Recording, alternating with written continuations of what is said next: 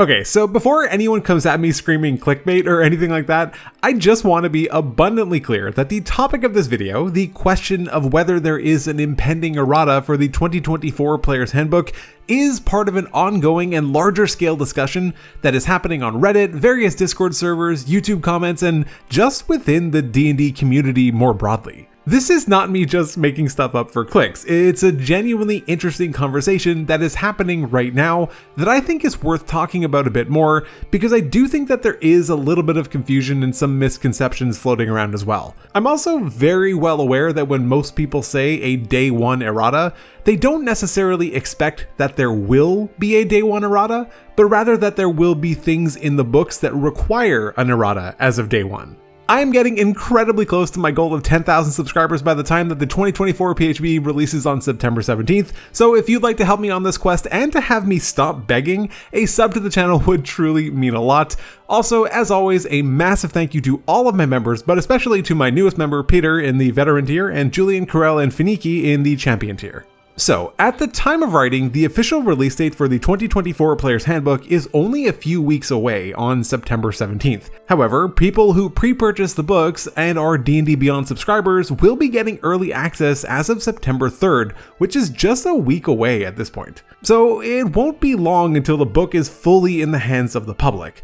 The thing is, though, that we basically already know everything that's in the books at this point. Many prominent community members, myself not included, were given early access copies to the 2024 PHB, but were under an NDA until August 1st, and since then have been essentially detailing every bit of the new book here on YouTube. So the cat is out of the bag on just about everything. Despite not being in the early access group, I was lucky enough to get my hands on a copy of the new Player's Handbook thanks to Josh from Lone Colossus Games, huge shout out, who grabbed a copy for me at Gen Con and shipped it to me, so I've been lucky enough to have gone through the book in its entirety on my own. Since we already know everything in it, many of the reveal videos have sparked a lot of discussion about the ambiguities in the rules, or even just straight up errors, so let's talk about what's going on here. Also, I'm obviously not going to be able to cover every single discussion point in one relatively short video, but I'll do my best to cover some of the main ones and would love to read more that you've discovered in the comments. First off, for anyone who doesn't know what errata are or what the scope of them tends to be,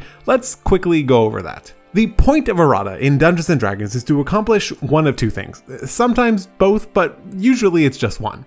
First, it's to provide wording clarity in the event that some text was confusing, ambiguous, contained outright errors, or simply was not being interpreted how it was intended to be interpreted.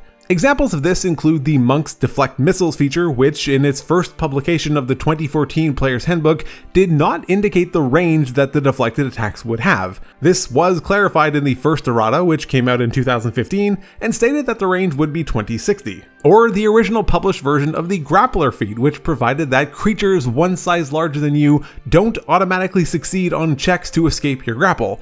But this isn't even a rule, they just forgot to remove it between playtesting and publication. The second type of errors that errata seek to resolve are those relating to balance. Though this feels like the less common use of errata, the effects of it are often felt much more. One prominent example of this came with the first 2015 errata, in which the Sorcerer's Twin Spell metamatic option, which now specifies that the spell must be incapable of targeting more than one creature, did not have that stipulation at the time of the original publication. And though it did feel implied by the text, it wasn't clear, and this led to the version of Twin Spell that we still have today, in 2014 at least. The Bard's Song of Rest feature was also updated in that same errata to specify that the creature receiving the bonus healing from Song of Rest must also expend a hit die. The Evocation Wizard's Overchannel feature could also have been applied to cantrips in the original publication of 5th edition before it too was fixed with errata. Essentially, what I'm getting at is that if you haven't been around for any of these changes before, the key takeaway is that the errors in the text or the necessity of balance adjustments is not such a novel concept. The reality is that the expectation of creating any piece of work with hundreds of pages and hundreds more moving parts that all interconnect in some capacity is an insanely complicated and challenging feat in and of itself. And to do so without making a single mistake seems like it's next to impossible. Now, of course, you could argue, and it would be completely fair to, that this is a billion-dollar corporation that has all the resources they could ever require, so the margin for error should be incredibly small, infinitesimal even. And again, that would be a fair argument to make. But the reality is as well that these are humans working under tight deadlines and apparently challenging working conditions. I'm not making any excuses here though, I don't know more than anyone else does. At the end of the day, this is a premium product with a premium price tag, and that should be reflected in the quality of the work. So let's look at some of the examples of things many are suggesting need a day one fix, and then I'll give some of my final thoughts on the matter. The first one that stood out to me when I got the book was the Goliath's powerful build feature, which states that you have advantage on any saving throw you make to end the grappled condition. But here's the thing, you don't make a saving throw to end the grappled condition. You make an athletics or acrobatics check contested against the creature's save DC. You do now, however, make a saving throw to prevent the initial grapple, which was not the case in 2014. So you might say, well, you get advantage to prevent the initial grapple then, but do you? Powerful Build specifically says to end the grappled condition. You haven't been grappled yet, so you can't end a condition that you haven't been afflicted with. This makes the Powerful Build feature functionally useless. I mean, sure, it does allow you to double your carrying capacity, but that's largely irrelevant at most tables, so it's kind of a moot point. So my next thought was, okay, there's gotta be spells that this will work on then. Nope. Granted, this image is of the 2014 spells, but even the 2024 version of something like Telekinesis, which was updated to be a saving throw, imparts the restrain condition, not the grapple condition, so I think it's pretty safe to say that Powerful Build does nothing. And no, this isn't game-breaking by any stretch, but that doesn't mean that it isn't a problem. We've heard the team go on and on about how they've gone over every inch of the book with a fine-tooth comb, but when simple things like this get through, it's hard to believe that. And anyone who opts for Goliath, rules as written at least, is working with one less feature. And yeah, there's an obvious fix here. The clear intention is for you to have advantage on athletics or acrobatics checks to break the grapple, so yeah, you can totally do that. But just because something has a fix doesn't mean that the problem isn't a problem. But that's a much bigger topic for another video.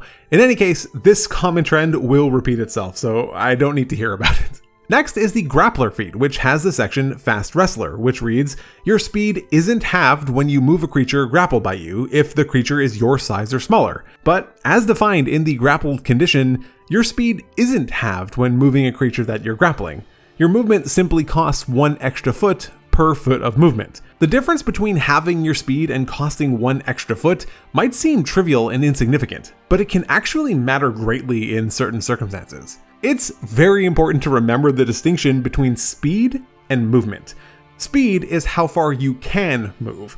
Movement is how much of your speed you use when you move. Unless something happens, your speed typically does not change as you move. So with that in mind, let's consider a situation where your character has a speed of 30. You move 15 feet into some effect that halves your speed. Your speed is now set to 15, but you've already moved 15 feet. So, as a result, you can no longer move anymore. You're stuck. Or consider the inverse. You begin in an area that halves your speed, which was 30. You move 15 feet and just get out. Now your speed is set back to 30, which means you can now continue to move another 15 feet. This inconsistency is just confusing and does have mechanical implications on the game. Simply using 1 foot extra per foot traveled is a much simpler way to handle these kinds of interactions in the game, and they should absolutely just pick one and stick with it, because otherwise situations like this happen where they accidentally use both at the same time, and it just kind of makes no sense. What's funny about this error in particular is that it has been dragging since at least UA3, so it's been close to 2 years at this point. And that it could have been entirely avoided if they had opted to keep the slowed condition in the game as they had it in during the UA. However, it's also been cut from the final release of the book. Two-weapon fighting is another kind of funny one that is getting a lot of buzz right now, since in the 2024 books, they've created a strange situation where you can use the two-weapon fighting style while only wielding one weapon in one hand. Essentially, stowing and drawing a weapon no longer requires an action of its own, but can be combined with the attack action.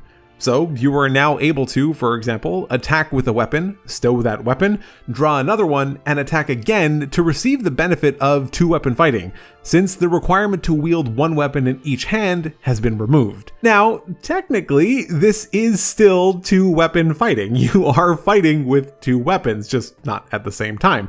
But it does feel like it fundamentally misses the point and the intention of the fighting style. Given that the requirement was there in 2014 and has seemingly disappeared, it is, at the very least, confusing, so some additional clarity would be appreciated here too. The same thing kind of goes for the dual wielder feat too. This one has been dissected to death by people far smarter than I am, so I'll defer to others on the details here, but I think the fact that it needed to be dissected and discussed so thoroughly speaks to the lack of clarity or the confusion that the feature was written with.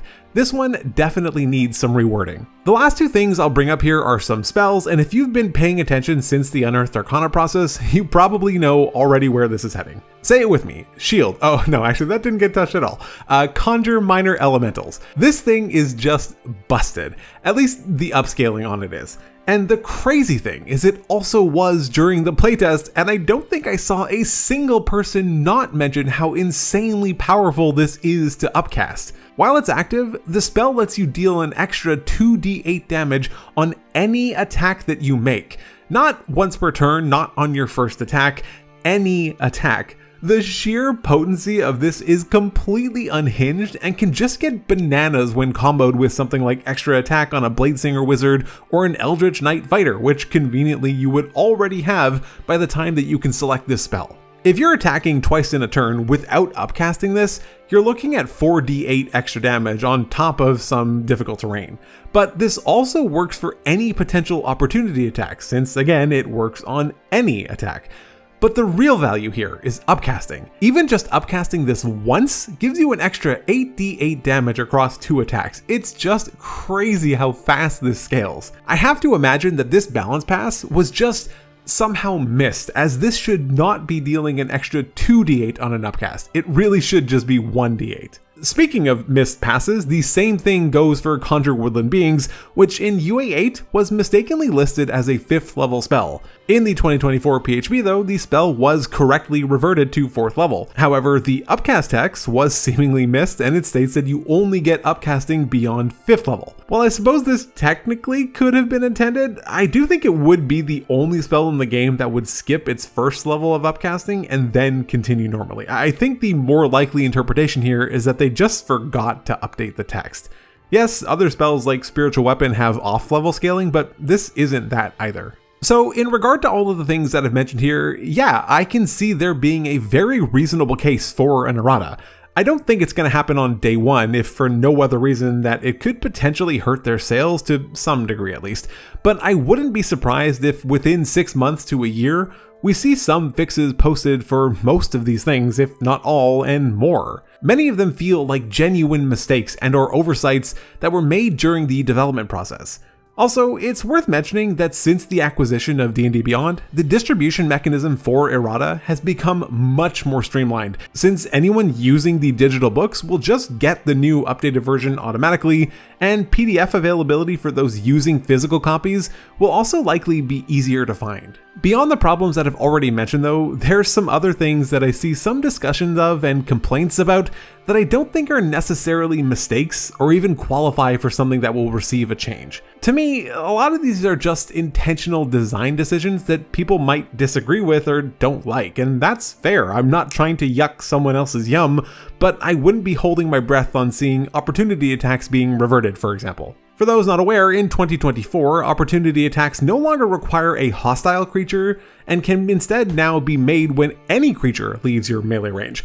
This now opens up the door for friendly opportunity attacks to shove and potentially give an extra 5 feet of movement, or when combined with Warcaster, to provide a buff to a nearby ally running through your space. I don't think that this was an accident. I fully believe this was an intentional design decision. And maybe this is a hot take, I'm not quite sure yet, but I kinda like it and actually think it sounds pretty fun. But yeah, I mean, I can totally see this being exploited into oblivion by min-maxers and power gamers, but I don't have any of those in my party, so maybe I'm just biased. The same thing goes with the new way that hiding works in 2024. Now, when you successfully hide, you are given the invisible condition. However, the See Invisibility spell allows you to see invisible creatures as if they were visible. Nothing about it specifies that they need to have been made magically invisible, just that they are invisible. Now, I will fully acknowledge that this one is weird since it begs the question of why is my hidden character considered invisible? They should just have a separate condition for hidden or something like that. It seems clear to me that they were trying to streamline hiding and went with applying the invisible condition, which has this knock-on effect. Maybe this one does get changed, but I would truly not be surprised if it doesn't at all. Something about it feels too intentional to me, but as usual, I'm happy to be very wrong about this. This is also one where my preference here would actually be to be wrong about it. I don't particularly like the new way that it works, but too much of me feels like it was intentional. I think the big takeaway here, for me at least, is that there is a fundamental difference between genuine errors or mistakes in the text that are either unclear or cause significant balance issues and a design that someone just doesn't particularly like. And I think those two concepts are being conflated a lot right now. It feels like many people are treating the game like it's a live service video game, which it obviously isn't. They likely aren't going to be racing to put out Errata, since it can negatively impact not only sales of the physical copies, but also the experience of players using those physical copies. Yes, it's easier than ever to distribute and access Errata, but that doesn't mean that every player using physical copies doesn't deserve to have the latest and greatest either. And yeah, you could argue that if they don't know about the updates, then they probably aren't all that immensely invested in the community, but again, that doesn't mean that they should have to deal with broken or poorly implemented mechanics in their game either. On that though, it's very much worth noting that yes, of course a DM can change or modify anything as they see fit, but this very clearly is not the purpose of this video, the overall discussion, or what creating and designing games is all about. If that's your answer, then there's never a conversation to be had about anything. Just make your changes and move on. The point here is to question the design, identify if they are working for the player base at large, and ensure that the books are printed in the best form that they can be. So yeah, there definitely are some things that I feel are worthy of a change as of day one, even if I highly doubt that we will get an Errata anywhere around that time. But who knows, maybe I'm totally wrong and we get surprised. In any case, let me know what weird interactions or errors you've spotted in the PHB in the comments below. Check out some of my other D&D videos, but otherwise, take care.